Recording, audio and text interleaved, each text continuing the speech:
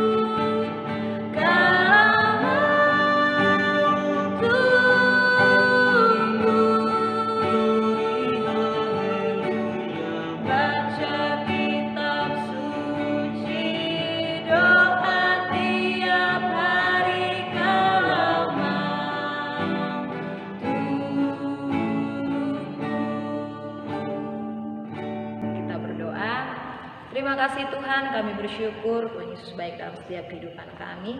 Sebelum kami masuk dalam pembelajaran kami merenungkan kebenaran firman Tuhan. Tuhan menolong setiap kami, biar apapun yang disampaikan kami dapat mengerti dan memahami, bahkan melakukannya dalam setiap kehidupan kami. Bersyukur untuk semua yang Tuhan lakukan. Ampuni kami dan layakkan kami dalam hadirat-Mu. Hanya dalam nama Yesus kami berdoa, haleluya, amin. Shalom adik-adik. Pagi hari ini kita akan sama-sama mendengarkan kebenaran firman Tuhan dalam Matius pasal yang ke-13 ayat 24 sampai yang ke-30 dan dalam Matius pasal 13 ayat yang ke-36 sampai 43. Kita akan baca bersama-sama perumpamaan tentang lalang di antara gandum. Yesus membentangkan suatu perumpamaan lain lagi kepada mereka, katanya, hal kerajaan surga itu seumpama orang yang menaburkan benih yang baik di ladangnya.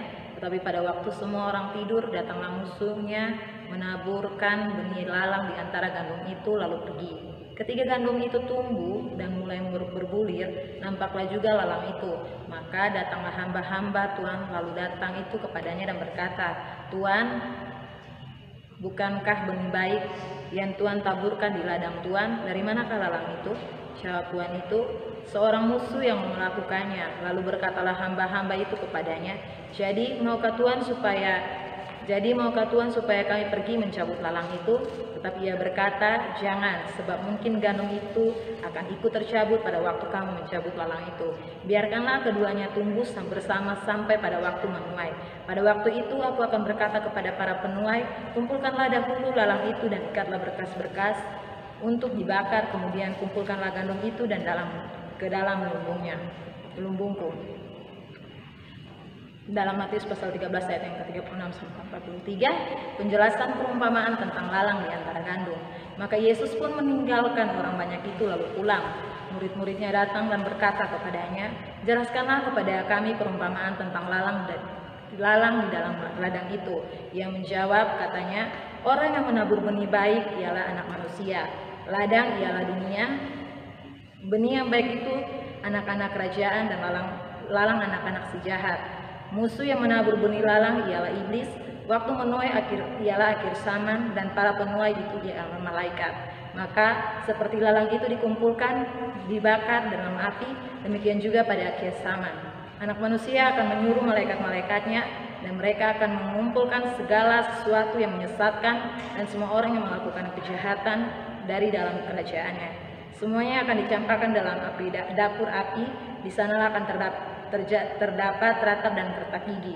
Pada waktu itulah orang-orang benar akan bercahaya seperti matahari dalam kerajaan Bapa mereka. Siapa bertelinga hendaklah ia mendengar. Kita sudah selesai membacakan kebenaran firman Tuhan. Pagi hari ini Kak Intan akan menyampaikan kebenaran firman Tuhan tentang perbedaan antara orang benar dan orang-orang yang tidak benar. Nah, adik-adik, tadi sudah kita sama-sama membaca tentang lalang dan gandum. Nah, Kak Intan akan menyampaikan lalang dan gandum adalah sesuatu yang sama. Lalang hampir mirip seperti gandum, tetapi mereka memiliki perbedaan saat pertumbuhan itu terjadi. Jika lalang bertumbuh, lalang akan semakin banyak lalang bertumbuh, semakin dia semakin meninggi. Sedangkan gandum, kalau dia bertumbuh semakin banyak, bulu-bulunya semakin banyak, dia semakin merunduk. Dia sama juga seperti tadi. Nah, adik-adik yang dikasihi oleh Tuhan Yesus Kristus, kenapa firman Tuhan dikatakan di dalam Matius pasal 13 ayat yang ke-30, yang ke-24 sampai 30, perumpamaan tentang lalang di antara gandum. Nah, kalau kita umpamakan seperti kita orang-orang yang hidup di dalam Tuhan, terkadang orang Kristen itu punya dua tipe. Yang pertama hanya orang Kristen, hanya sebatas sebagai orang Kristen. Yang kedua orang Kristen yang sungguh-sungguh di dalam Tuhan. Nah, kenapa Kak Intan katakan demikian? Karena tidak semua orang Kristen itu sungguh-sungguh di dalam Tuhan. Sekarang Kak Intan mau tanya kepada kita semua, apakah kita dalam posisi orang Kristen yang betul-betul hidup di dalam Tuhan, atau hanya sekedar orang Kristen biasa? Kita dapat melihat itu semua dari tindakan kita. Kalau kita adalah orang Kristen yang betul-betul hidup di dalam Tuhan, maka tindakan-tindakan yang kita hasilkan adalah tindakan-tindakan yang mencerminkan kehidupan dari Tuhan Yesus Kristus dalam kehidupan kita.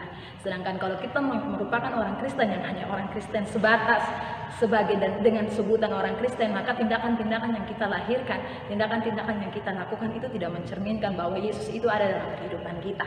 Yang kedua yang akan Kak Intan sampaikan bahwa terkadang Tuhan itu menempatkan orang-orang jahat di tengah-tengah orang-orang baik dan orang-orang benar. Kenapa demikian? Karena Tuhan ingin melatih kita orang-orang benar itu untuk terus hidup di dalam kebenaran. Kenapa Tuhan tempatkan orang-orang jahat? Karena dalam firman pun dikatakan bahwa besi menajamkan besi, manusia menajamkan sesamanya. Untuk itu sangat penting bagi kehidupan kerohanian kita, jika kita terus bertumbuh ke arah Kristus, bertumbuh bersama-sama dengan Kristus, maka sekalipun banyak orang jahat di tengah-tengah kita, kita tidak akan hidup dan terpengaruh oleh orang-orang jahat itu. Bahkan mungkin kita dapat menjadi contoh dan berkat buat orang-orang di sekitar kita. Itu sebabnya Tuhan mengatakan dalam firman Tuhan ini disampaikan bahwa jangan pernah kamu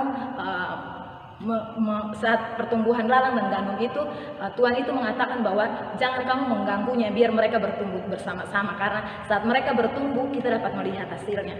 Dan saat itu saat dimana Tuhan dapat memisahkan orang benar dan orang yang tidak benar. Makanya dikatakan juga di situ dalam Matius pasal yang ke-13 ayat 36 sampai 43, di situ akan ada pemisahan dari antara orang benar dan orang tidak benar.